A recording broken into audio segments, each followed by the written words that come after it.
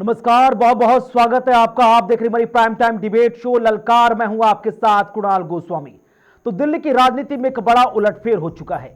विधानसभा चुनाव 2025 में बीजेपी ने ऐतिहासिक जीत दर्ज कर आम आदमी पार्टी को करारी शिकस्त दी। 27 साल बाद दिल्ली की सत्ता में वापसी कर बीजेपी ने यह दिखा दिया कि जनता बदलाव चाहती थी। अरविंद केजरीवाल और उनकी पार्टी जो 3 बार तक सत्ता में रही, इस बार जनता का भरोसा जीतने में नाकामयाब रही। लेकिन चुनाव खत्म होते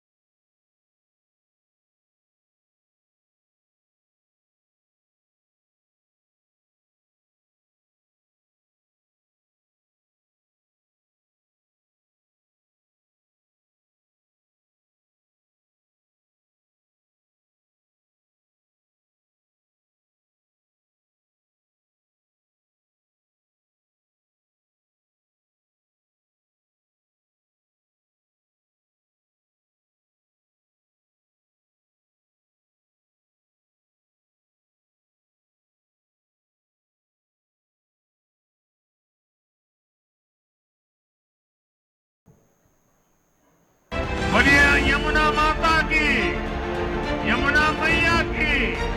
पिछले इलेक्शन में केजरीवाल जी ने कहा था कि यमुना में डुबकी लेंगे। 2025 हो गए हैं, 5 साल हो गए हैं, आके डुबकी लेनी चाहिए। इस किस्म की राजनीति बिल्कुल नहीं होनी चाहिए। देश में नदियों को भगवान का दर्जा दिया जाता है।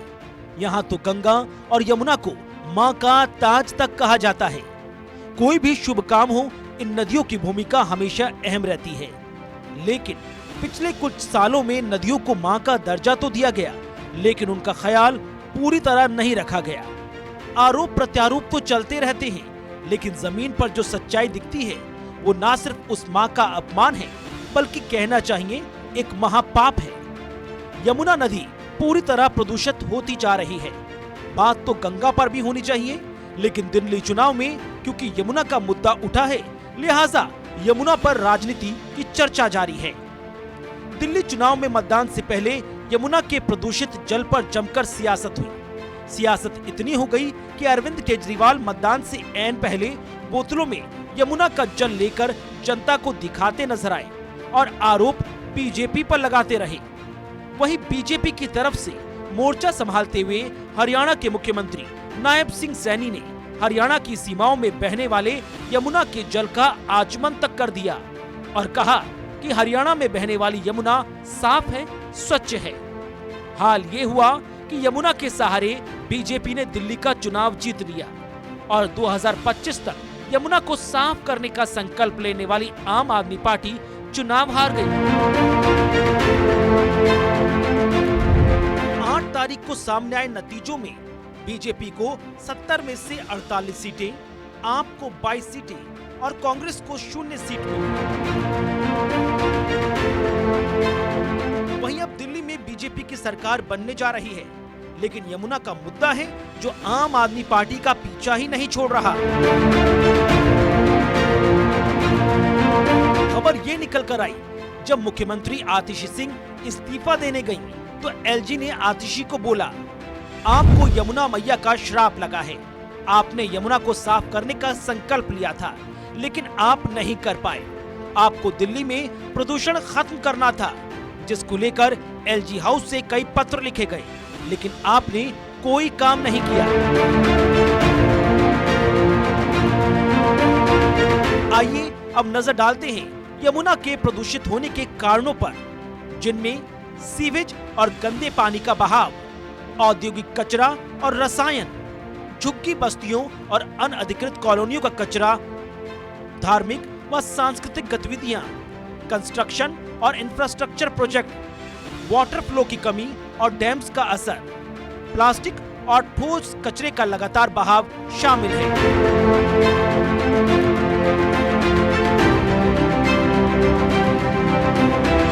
जैसे जैसे दिल्ली की सियासत आगे बढ़ रही है, यमुना नदी लगातार दिल्ली की सियासत के केंद्र में है।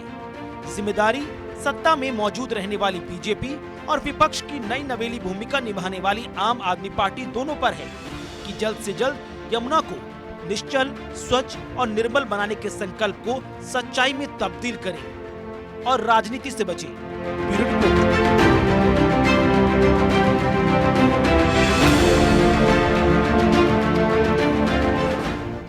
तो आखिरकार चुनाव संपन्न हो गए, लेकिन यमुना का मुद्दा है जो शांत होता नजर नहीं आ रहा। और यह बहुत अच्छी बात है कि चुनाव संपन्न होने के बाद यमुना की सफाई का मुद्दा और जोर शोर से उठा है। भले ही इसके माध्यम से दिल्ली की आम जनता को यमुना की साफ सफाई का सपना सच होने का सौभाग्य भी प्राप्त होगा। चार बेहद खास मेहमान इस वक्त हमारे कार्यक्रम में जुड़ रहे हैं, हमारे कार्यक्रम की शोभा बन रहे हैं। भारतीय जनता पार्टी से प्रवक्ता डॉक्टर ममता त्यागी जुड़ रही हैं, बहुत बहुत स्वागत, बहुत बहुत शुक्रिया आपका। कांग्रेस से प्रवक्ता विक्रम लोहिया जी जुड़ रही हैं, जाने पहचाने चेहरे, बहुत बहुत स्वागत, बहुत बहुत शुक्रिया आपका। आम आदमी पार्टी से प्रवक्ता राम गुप्ता जी हमारे साथ जुड़ रहे हैं, बहुत बहुत स्वागत, बहुत बहुत शुक्रिया आपका। और संजय कृष्ण राजनीतिक विश्लेषक के तौर पर हमारे साथ जुड़ रहे हैं, बहुत बहुत स्वागत, बहुत बहुत शुक्रिया आपका।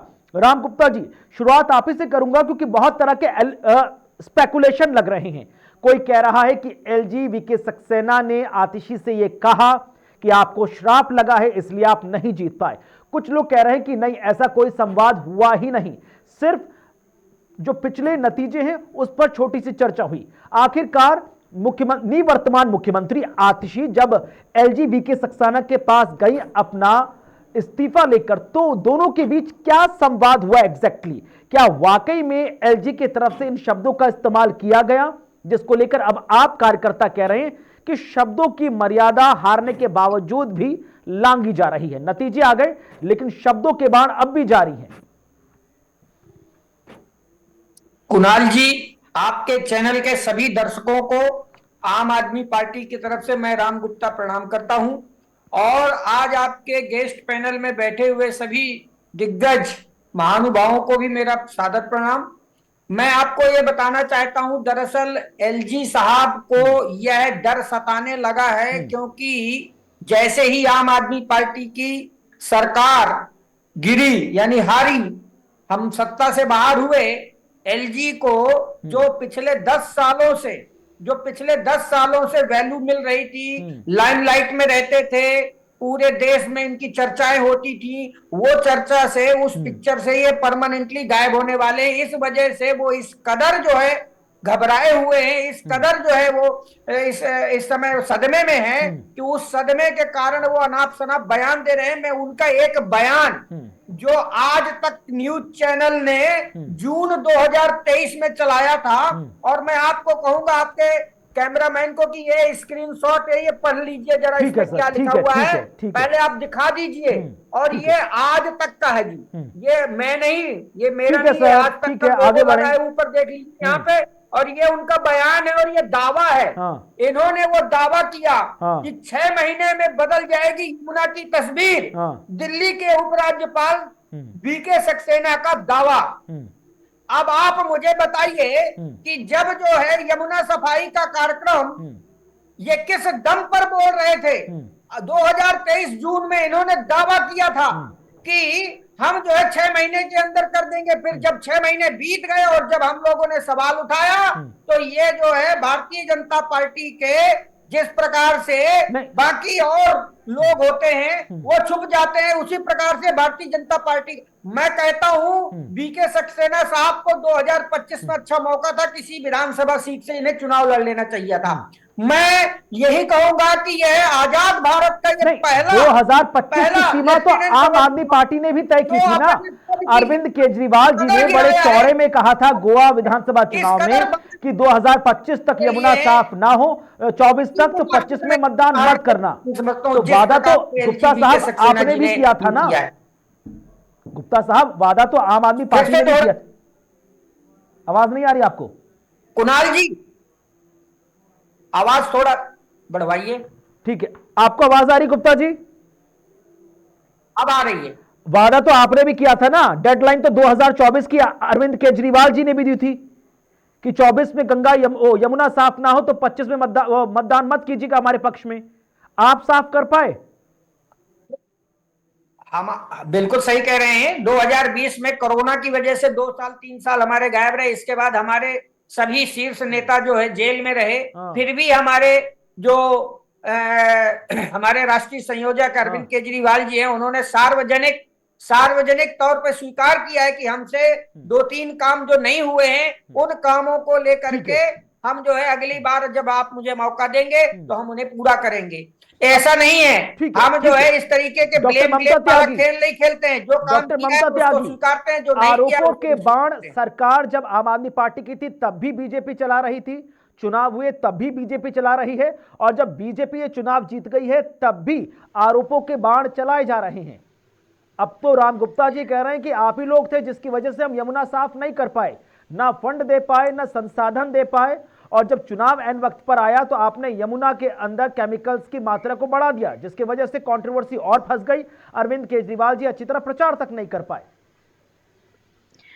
यहाँ पर कहावत होगी, उल्टा चोर कोतवाल को डांटे।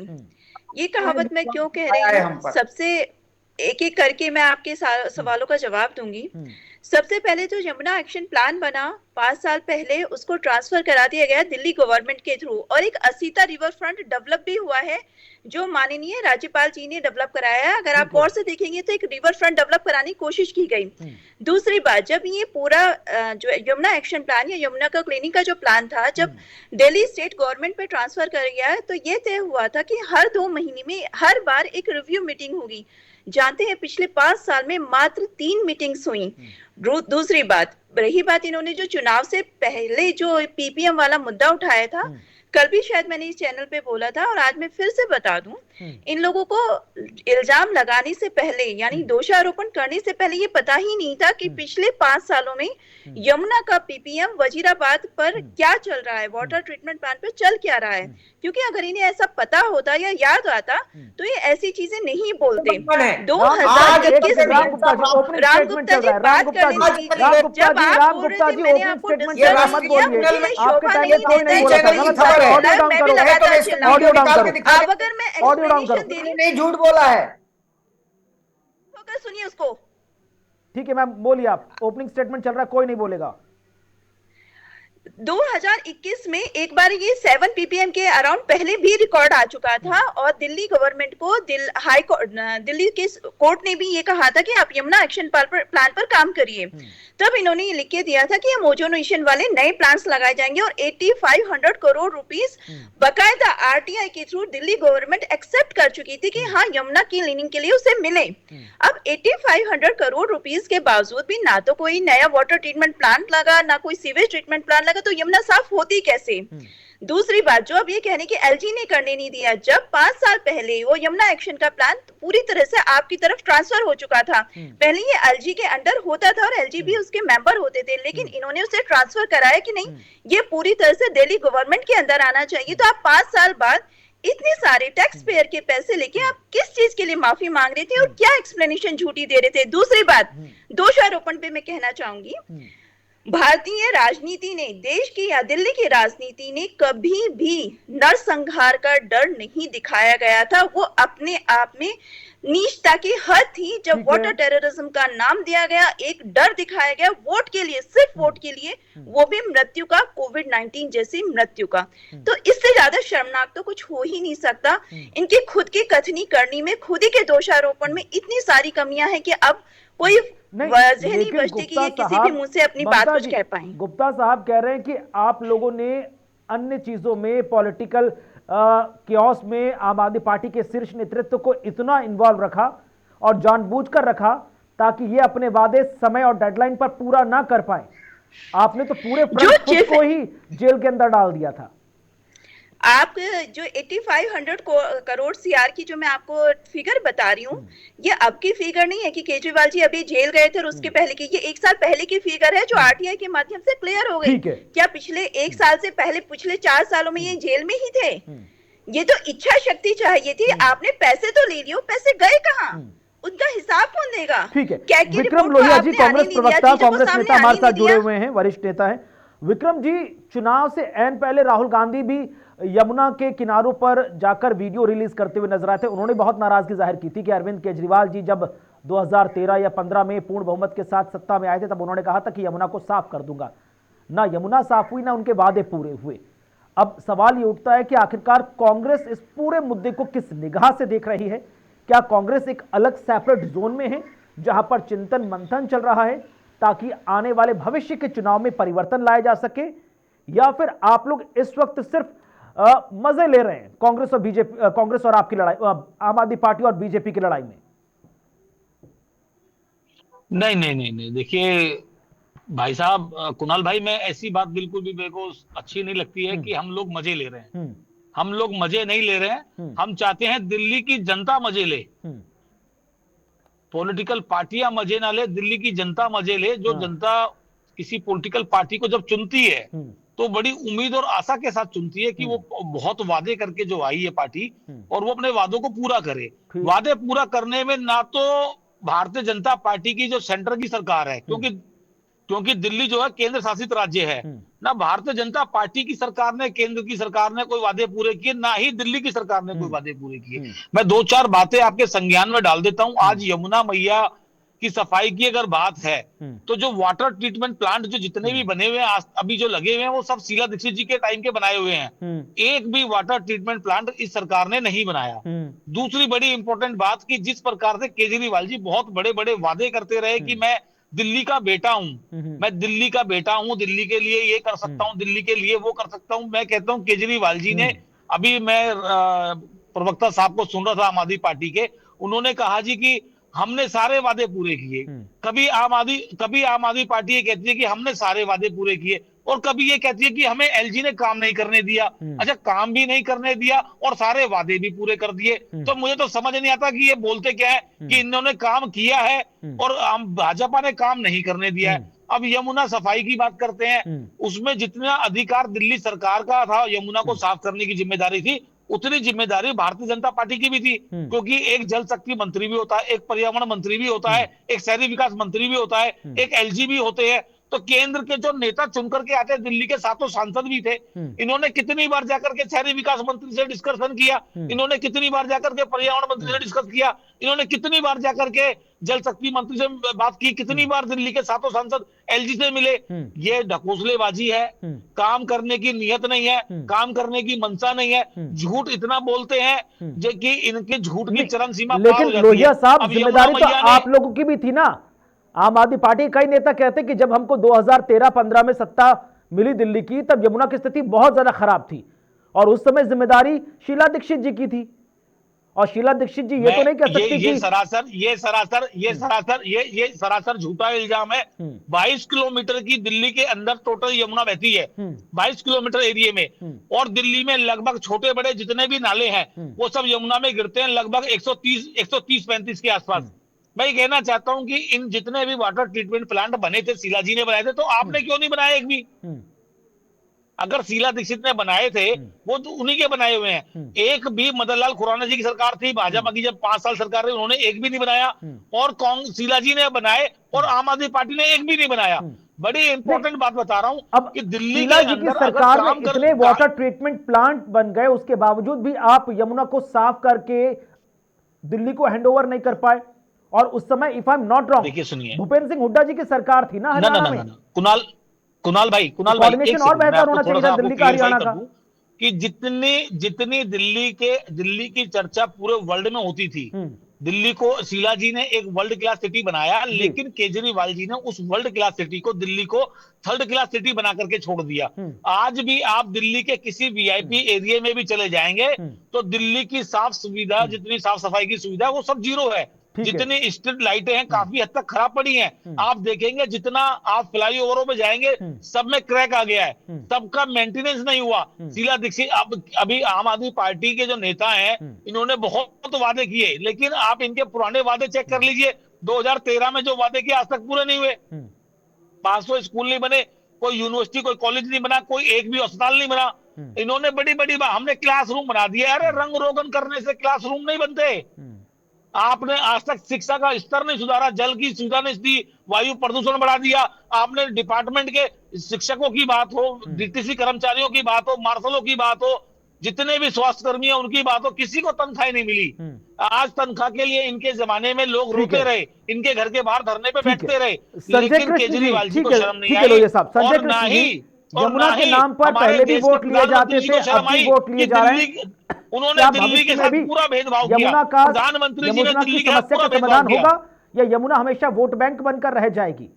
अब तो बड़ी बड़ी बातें बीजेपी की तरफ से हो रही हैं कि हमने गोमती रिवर फ्रंट बनाकर आम जनता को हैंडओवर किया, हमने साबरमती रिवर फ्रंट बनाकर आम जनता को हैंडओवर किया, और अब हम यमुना रिवर फ्रंट भी बनाकर शान शौकत के साथ दिल्ली की जनता को हैंडओवर करेंगे।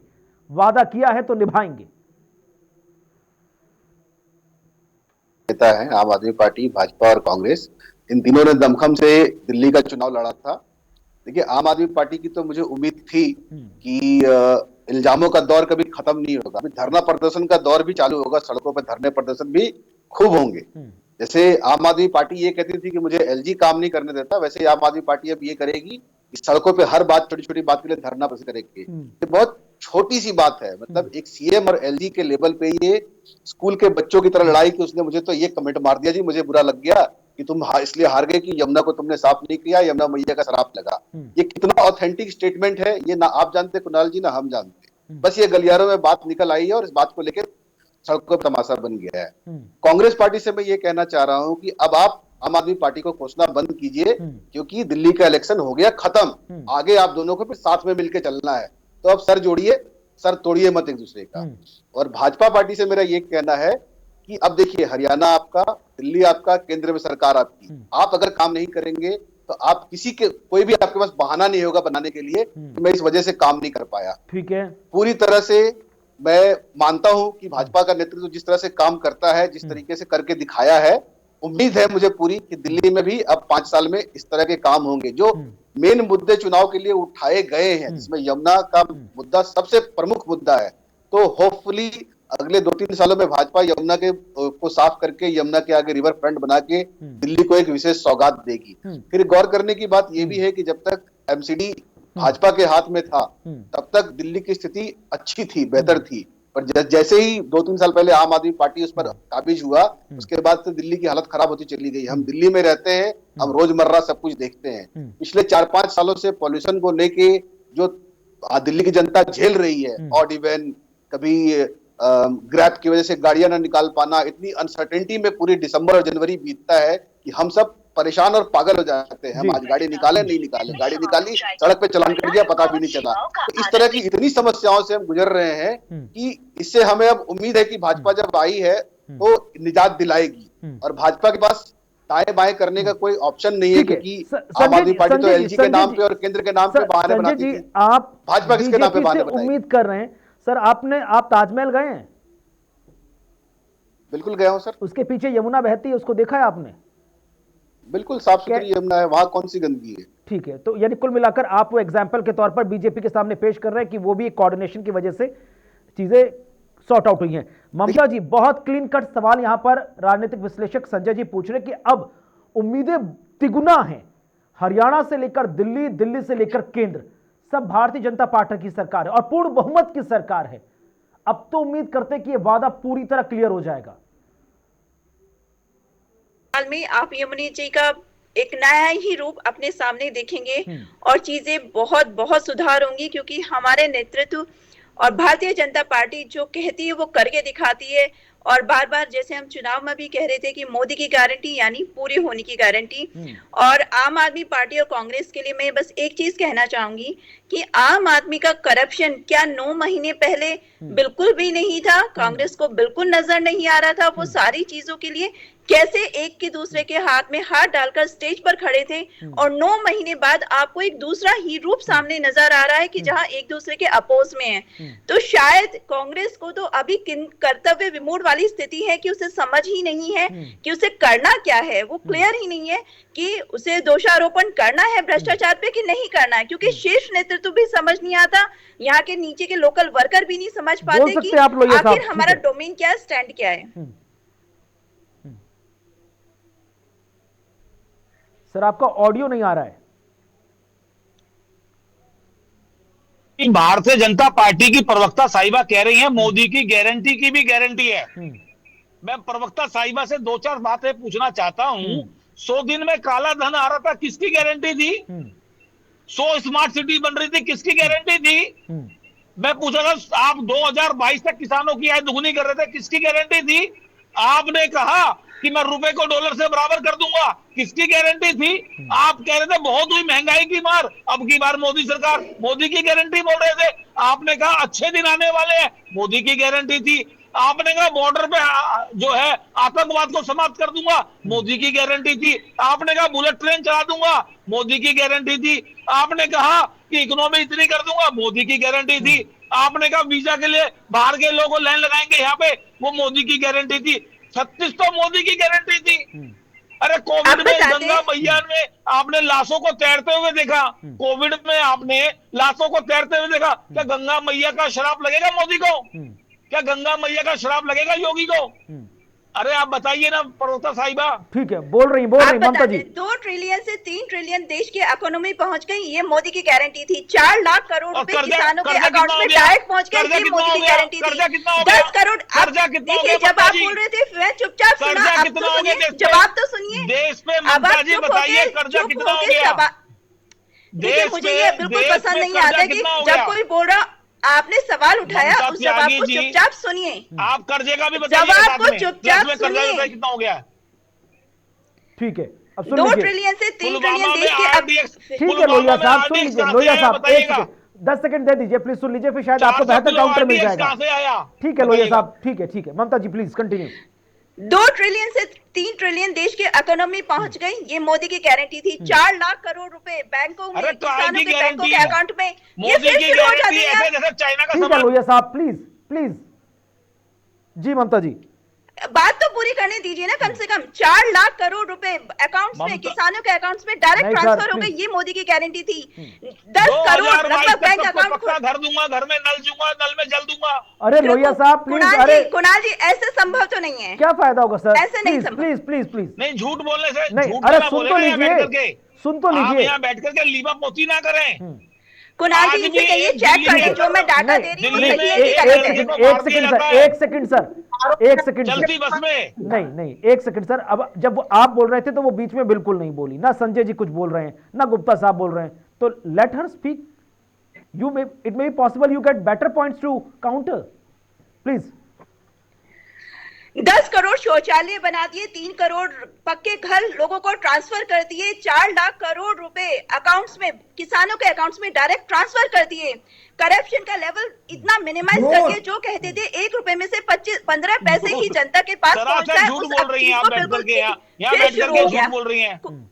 कुणाल जी ऐसे तो संभव नहीं है। अगर इन्हें नॉलेज नहीं है तो इनसे कहिए चीजों को गूगल कर लें और मैं डिबेट बंद कर देती हूँ। मैं इनकी किसी बात का जवाब नहीं आम आदमी पार्टी के बारे में आपका क्या कहना है? आपने कितने वादे पूरे कर दिए? 2013 में भी आप फ्री बिजली फ्री पानी के मुद्दे पर चुनाव लड़ रहे थे, 2025 में भी आप उन्हीं मुद्दों पर चुनाव लड़ रहे थे। आप तो नया नैरेटिव, नया फ्यूचर भी नहीं रख पाए जनता के सामने। साबरमती नदी इतनी क्यों है? साबरमती नदी भारत की सबसे प्रदूषित नदियों में से एक है। कहां से इंफॉर्मेशन लेकर आते हैं आप लोग? कहां से इंफॉर्मेशन लेकर आते हैं? मुझे समझ में नहीं आता।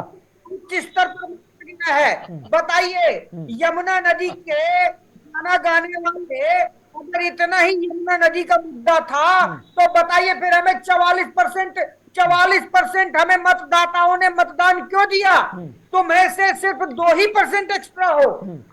कुणाल जी, हम इस पे कल भी डिस्कस कर चुके हैं कि इनका परसेंटेज मतदान का क्या रहा। ने बताया आप 2022 में किसानों की आय दोगुनी करने सर, उनका 2% ज्यादा वोट नहीं। एक सेकंड गुप्ता साहब, उनका 2% ज्यादा वोट 26 सीटों में तब्दील हो रहा है सर। 2 करोड़ रोजगार देने वाले थे हर साल, कहाँ है आपका? 500 कुणाल जी, कभी भी डिबेट ना किसी तरीके से हो सकती है, इससे चिल्ला के काउंटर करके बोल देने से कोई डिबेट नहीं होती है, वो एक अशिष्टता होती। प्लीज ममता जी। कुणाल जी, अब गुप्ता साहब फिर वही बात, होल्ड कीजिए। ममता जी आवाज पहुंच रही है? Bharatiya Janata party audio down करो प्लीज, ऑडियो डाउन करो। एक एक करके प्लीज, एक एक करके ममता जी प्लीज।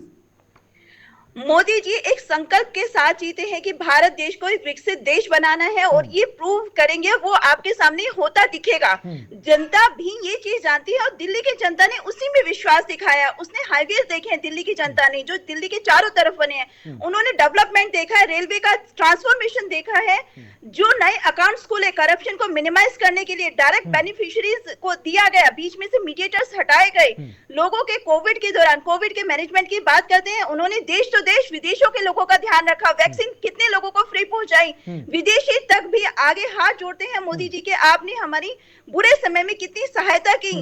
बात करते हैं, ये सिर्फ चीजों को झूठा उठलाना जानते हैं। अभी राज्यसभा में मोदी जी ने पूरी तरह से सारी चीजें बिल्कुल क्रिस्टल क्लियर की कि इकोनॉमी 2 ट्रिलियन से 3 ट्रिलियन कैसे बनी, कैसे नए 3 करोड़ घर दे दिए गए, कैसे उज्ज्वला स्कीम शुरू की गई, कैसे लोगों के जीवन स्तर को बेहतर बनाने के लिए प्रयास किया गया, कैसे चीजों में लगातार सबसे निचले वर्ग 25 करोड़ लोगों को गरीबी की जनता से रेखा से ऊपर लाया गया, उनका ध्यान रखा गया।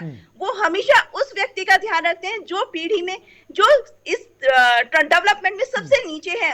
जानते हैं, कभी किसी ने सोचा था टॉयलेट्स के लिए इतना, स्वच्छता अभियान के लिए किसी ने सोचा था? ठीक है, ठीक है। अब लोहिया साहब एक सवाल का जवाब दीजिए, कांग्रेस क्या सोच रही है आम आदमी पार्टी को लेकर? क्या भविष्य में आप लोगों का गठबंधन दोबारा होगा या नहीं होगा?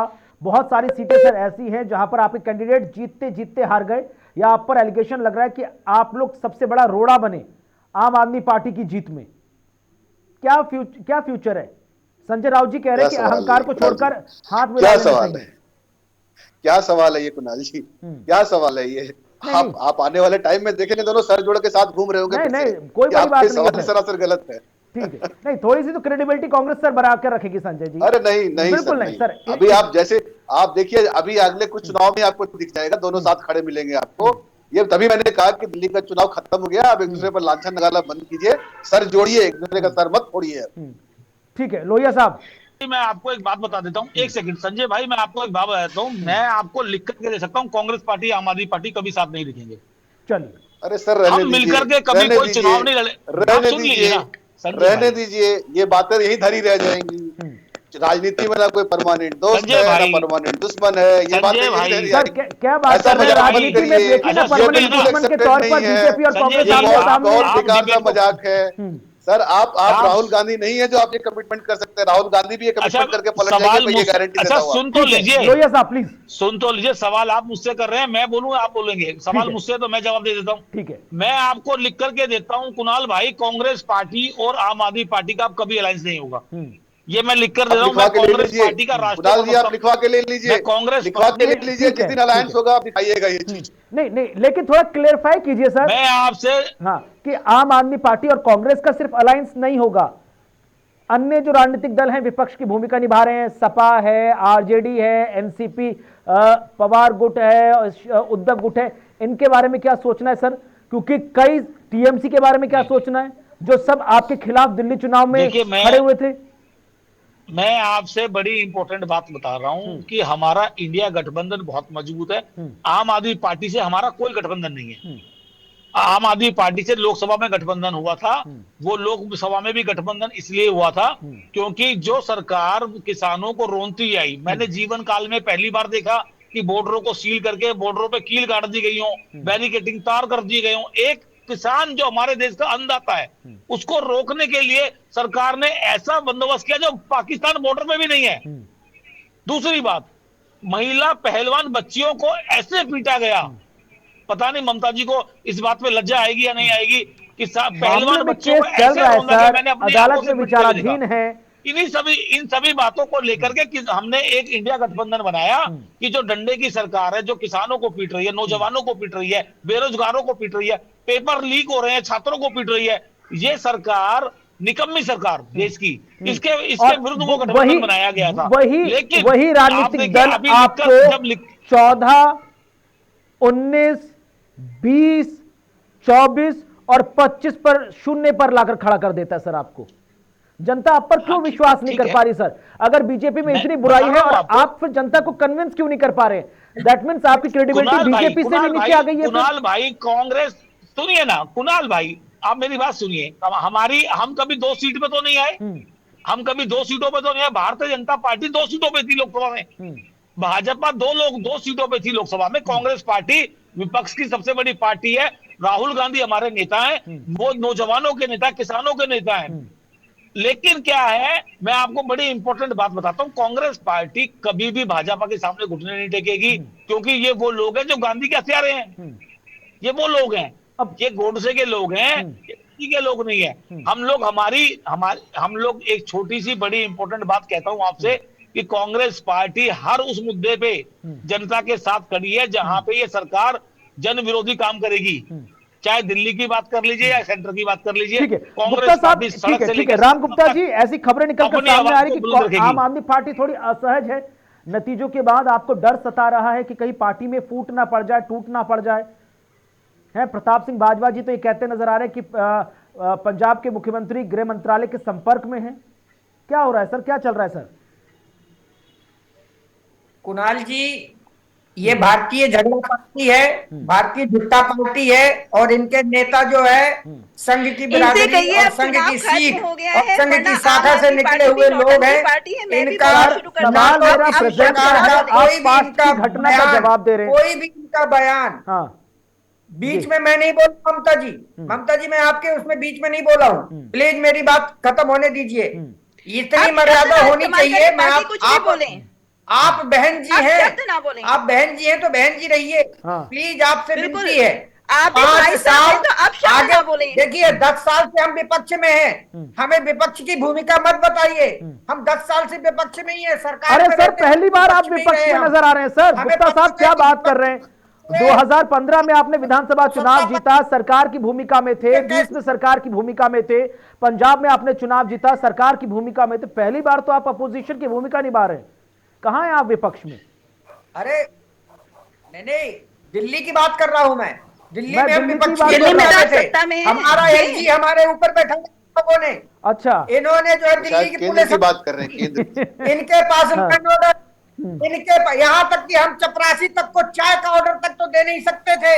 सर्विस बिल हमसे छीन लिया। जो भ्रष्टाचार निरोधक एजेंसी थी एसीबी, उसको इन्होंने रातों रात छीन लिया। जैसे हमने इनके मित्र अडानी अंबानी के खिलाफ एफआईआर करी थी 49 दिनों की सरकार में। ठीक है, ये निकम्मे लोग हैं। ये जो है संजय जी जो गुप्ता जी कह रहे हैं, संजय जी गुप्ता जी कह रहे हैं इन एलिगेशंस में कितना दम है? इनका इतनी पावरलेस सरकार थी कि चाय का ऑर्डर तक नहीं दे सकती थी। देश की जो है प्रधानमंत्री मोदी जी पूरे देश में चाय पर चर्चा करते थे और इनसे चाय खरीदने तक का ऑर्डर नहीं लिया गया। थी ये तो शराब का ऑर्डर दे रहे थे, चाय का ऑर्डर देने की नौबत कहाँ थी? इनका ध्यान तो शराब का ऑर्डर देने का था, चाय की ऑर्डर देने की तो जरूरत नहीं थी इनको।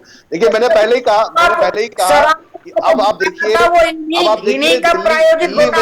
दिल्ली में जब ये सरकार में थे, दिल्ली में जब ये सरकार में थे तब किस तरह से ड्रामा कर करके आगे बढ़ते थे। अब तो सरकार में नहीं है, अब तो ड्रामों का दौर, छोटी छोटी बातों का बतंगा बनाने का दौर चोरों पे रहेगा, चरम सीमा पे रहेगा। आप देखते जाइए, अभी दिल्ली में बहुत मजा आने वाला है। अभी आपको देखने को मिलेगी और बहुत अच्छा तरीके से। आम आदमी पार्टी जो दिल्ली में विपक्ष की भूमिका निभाएगी उसे आप कैसे देखते हैं सर? 22 की संख्या कोई छोटी संख्या नहीं होती है। बीजेपी के 15 में 3 विधायक थे और उन्होंने इतनी स्थिति पैदा कर दी थी कि मार्शल विधायकों को उठाकर बाहर ले जाते थे। आम आदमी पार्टी का काम करना दिक्कत कर दिया था। यहाँ तो 22 है आम आदमी पार्टी। दिल्ली विधानसभा में अब यही चलता है। दिल्ली विधानसभा में अब काम कम और तमाशे ज्यादा हो गए। आप देखिएगा आने वाले समय। लेकिन हम उम्मीद कर सकते हैं ना ममता जी कि अब जो दिक्कतें आम आदमी पार्टी सरकार के सामने थी वो आपके सामने नहीं है। केंद्र में और आपकी सरकार है, सेम पार्टी की सरकार है। जनता बहुत सारी उम्मीदों के साथ आपको सत्ता में लेकर आई है और उन उम्मीदों का बिखराव होना जनता बिल्कुल स्वीकार नहीं करेगी। बहुत प्रैक्टिकल है, हिंदुस्तान की सबसे ज्यादा पढ़ी लिखी प्रैक्टिकल जनता दिल्ली में रहती है। ठीक है गुप्ता साहब, प्लीज क्लोजिंग कमेंट ममता जी। अगले 3 साल में आपको दिल्ली में बदलाव होता दिख जाएगा और पहले 6 महीने में जो भी योजनाएं बोली गई, चाहे वो अटल कैंटीन हो, महिला सम्मान राशि हो, वो आपके सामने इम्प्लीमेंट होती दिख जाएगी। लेकिन हाँ, जैसे संजय जी ने कहा, हम इस चीज के लिए पूरी तरह तैयार हैं कि विधानसभा में रोज कोई ना कोई नया टेंट्रम होगा, कहीं कोई ड्रामे हो रहे होंगे। आपने पिछले 3 महीने में जो इन्होंने चुनाव प्रचार किया, उसमें रोज एक स्टेज नया ड्रामा तो देखा है। तो अब दिल्ली की जनता ये भी एक एंटरटेनमेंट के रूप में देखेगी कि रोज नया मुद्दा, नया ड्रामा, नई स्टेज कैसे बहरूपिये लेके आएंगे। ठीक है। और आखिरी कमेंट लोहिया साहब आपकी तरफ से, जब आम आदमी पार्टी सड़कों पर प्रोटेस्ट कर रही होगी तो क्या कांग्रेस उनका साथ देगी विषयों को लेकर? एक लाइन, बस एक लाइन। ठीक है, एक लाइन। मैं भाजपा से ये उम्मीद करता हूं कि इन ड्रामों के बीच में भी भाजपा अपने वादे निभाएगी, कोई गठबंधन नहीं और करेगी। बिल्कुल कोई गठबंधन नहीं होगा कांग्रेस का, आम आदमी पार्टी का। और रही दूसरी बात, जब 11-12 तारीख को प्रधानमंत्री जी मणिपुर जा रहे हैं। ठीक है, चलिए, बहुत बहुत शुक्रिया ममता जी आपका, बहुत बहुत शुक्रिया विक्रम जी आपका, राम गुप्ता जी आपका, संजय कृष्ण जी आपका, बहुत बहुत शुक्रिया हमारी प्राइम टाइम डिबेट ललकार में शामिल होने के लिए और अपना कीमती वक्त देने के लिए। यहाँ रुकते छोटे से ब्रेक के लिए, ब्रेक के बाद भी खबरों का सिलसिला बदस्तूर जारी है। नमस्कार।